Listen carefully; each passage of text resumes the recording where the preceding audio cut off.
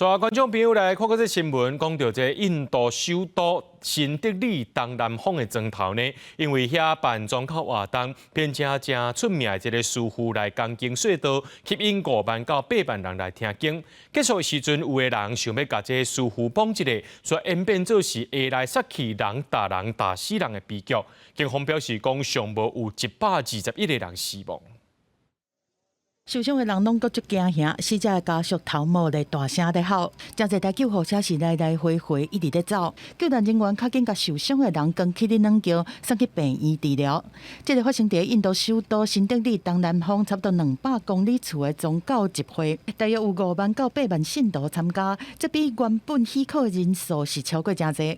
因拢是来听一个本地是警察情报人员退休了后，家己讲家己看到神，而且佮封家己是大师的人讲。迄当初有看到现场的人讲，伫集会结束的时阵，一大堆信徒是忽然间冲过去讲台，希望望到大师所含维持特殊的志工发生烧烟，才造成悲剧。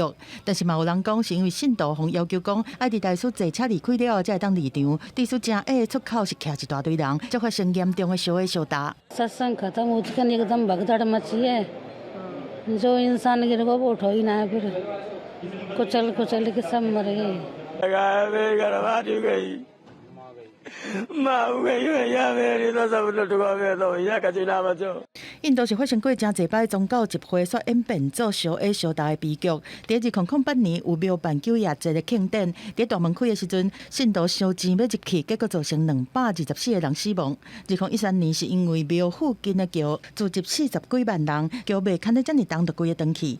另外，在2016年是庙在放烟火，结果发生真大的爆炸，引起大火。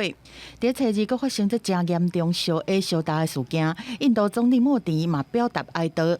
मैं सभी घायलों के जल्द से जल्द ठीक होने की कामना करता हूं। राज्य सरकार की देखरेख में प्रशासन राहत और बचाव कार्य में जुटा हुआ। केंद्र सरकार के वरिष्ठ उत्तर प्रदेश सरकार के लगातार संपर्क में मैं इस सदन के माध्यम से सभी को ये भरोसा देता हूं कि पीड़ितों की हर तरह से मदद की जाए。当地政府讲会提供予每一个死者的家属20万卢比，差不多代表78200的慰问金。另外，嘛会提供予伤者5万卢比，差不多代表2万块的医疗补助。